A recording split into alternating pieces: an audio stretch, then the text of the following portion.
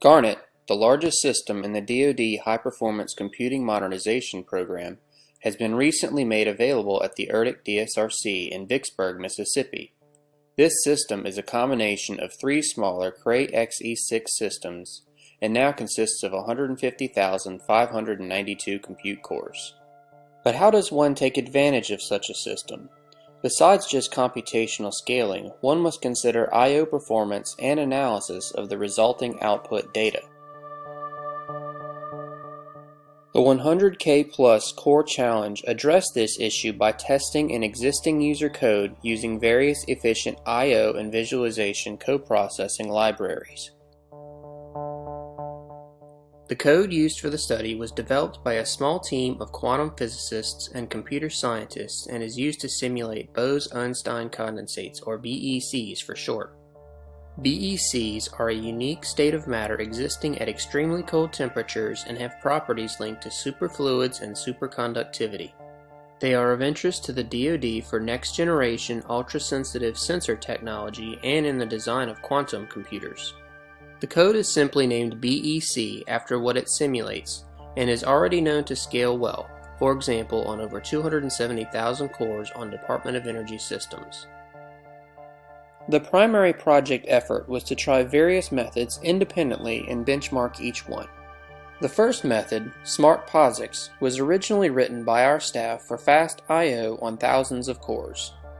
The next four methods were all provided by the Adios library and range from a similar POSIX method to various forms of MPI I/O.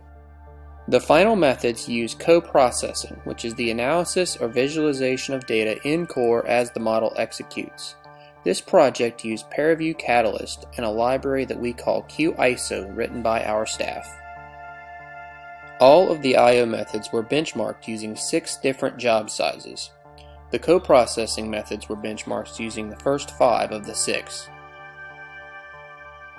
Job sizes are increased by using more compute cores and by adding resolution to the grid. This chart shows the performance of each I/O method for every job size. Adios POSIX is fastest for smaller job sizes, but after about 10,000 cores, performance begins to drop significantly.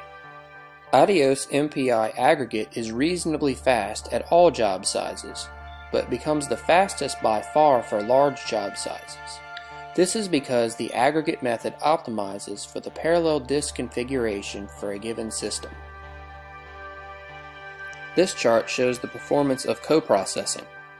This highlighted reference line shows the fastest I/O method for each job size. Catalyst's extract method does not outperform traditional I/O by much, probably because it extracts a subset of data, like an isosurface, then uses I/O to write out that extraction. QISO's render method is faster by far and nearly scales with the model code itself. This is because I/O is virtually eliminated from the code. One advantage of the performance of coprocessing is the ability to decrease the time subinterval between visualizing model output. These two images show BEC model isosurface renderings highlighting vortex structures from 400 time steps apart. The following shows the same time interval but rendered 25 time steps apart. The vortex structure development can be seen and understood much better.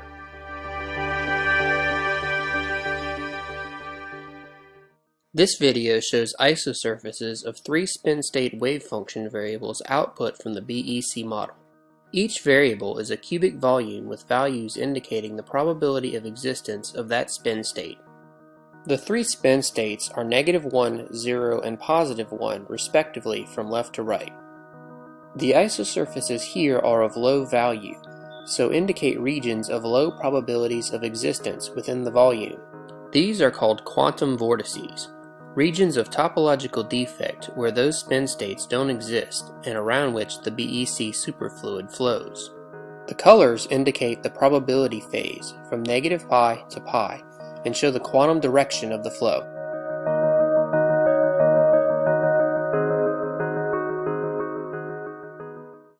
While it is very useful to see the 3 spin states as they develop simultaneously in the model, it is easier to see details when viewing them one at a time.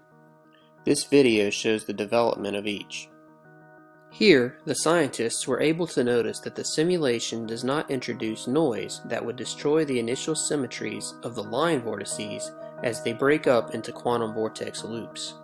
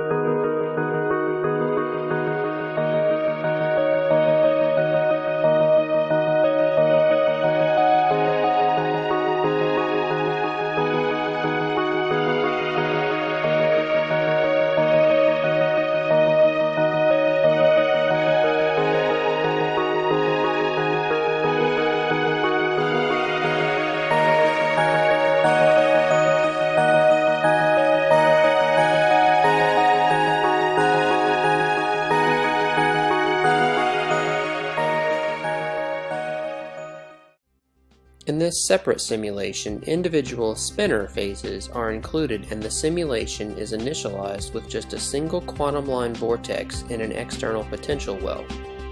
However, the amplitudes appear to be too high as the magnetic spin-zero isosurface, shown in the middle, eventually breaks up into dots, yet remains confined by the external potential. The dense time sampling facilitated by the coprocessing makes it possible to observe and correct this condition. It also allows one to see that the other magnetic spin states break up typically into vortex loops along the original axis of the initial vortex line.